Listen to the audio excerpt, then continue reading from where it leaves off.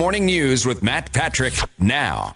KTRH News Time is 8:47, and joining us right now, presidential candidate at Lake Jackson, Congressman Dr. Ron Paul. Dr. Paul, welcome back to Houston's Morning News. Great to have you with us this morning. Thank you. Good to be with you. I want to read something that you said, and then ask if you could explain it. You said default is coming. Now, wait a minute. I thought yesterday from the president, I heard it wasn't coming. And the only argument that's going on now is how to default, not send the checks out or just print the money. In all countries our size, they always print the money. You say they're going to raise the debt limit, which indeed they will, and then they're going to print the money. Then they'll default by inflation, and that's more dangerous. Now, wait a minute, Dr. Paul. The stock market's up 130. What are you doing? You're throwing a wet blanket on this whole thing.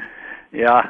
I remember when we defaulted in 1971, where we had promised always to pay an ounce of gold for $35, and we defaulted, and the next day the stock market soared and everybody was happy, but then it led into the decade of the 1970s and it was a disaster. Right. And so temporarily, in the short term, you don't know how these markets will react, but long term, this means that we will not default by not sending out the checks. Nobody expects that to happen, even though the bill hasn't passed yet.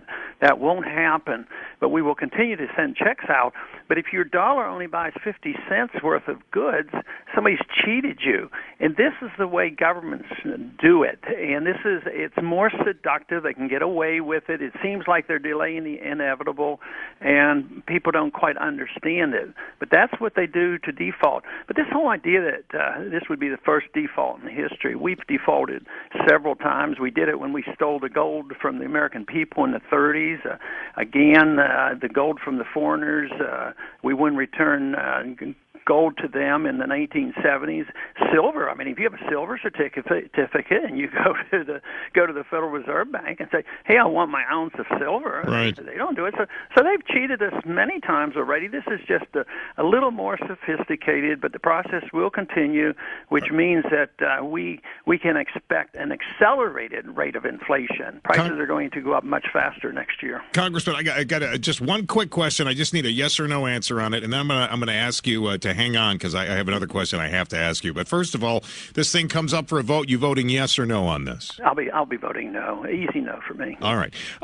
And the next question I have, and I want you to think about this. They had the straw poll in Denver. Herman Cain comes out on top, but the number 2 guy is a guy by the name of Rick Perry. He hasn't even thrown his hat into the ring. You are running for president. I'm curious as to your thoughts when you see things like that with our governor, and I'm going to ask you to think about it. I'm going to hold you, and I'm going to come back and ask you how you feel about Rick Perry. But first, we're going to take a look at our traffic and weather together. Now, back to Matt and your morning news. 8:52 here at KTRH, and we are joined by presidential candidate and Lake Jackson Congressman Ron Paul. And Congressman Paul, is it frustrating to you as you are running for the presidency to see, these straw polls? I know they don't mean a whole heck of a lot, but you got a guy like Herman Cain who obviously did very well. And then coming in second, although a distant second in Denver, was Rick Perry. Does this frustrate you at all as you look at this and you're running for the presidency again? Well, I guess you could ask them if it was frustrating to see me come in first place over in Louisiana. Yeah. And so these things are done by depending on who goes to the events and who campaigns them. So they are known to set the standard, but they are important. Just like the Ames straw vote coming up will be a big one. Right. And that's going to be on the 13th. That's much more significant. Matter of fact, I didn't even know that thing was going on over at Denver, so I wasn't invited and I had no information about it. But Ames will be much more important. You expect Perry to throw his hat in the ring? I think we all kind of expect that to happen. Yeah, I think so. But I think he'll have his problems explaining a few of his positions. But I think most people expect him to do it. Congressman, I thank you for your time, as always. And listen, before I let you go, can I just say one thing? Do you need me to help track down Don Lemon? And, I saw what he did with Rand, and, that wasn't very nice. I mean, maybe we could go and straighten this guy out. What do you think? I'd be in favor of that. So good luck for us.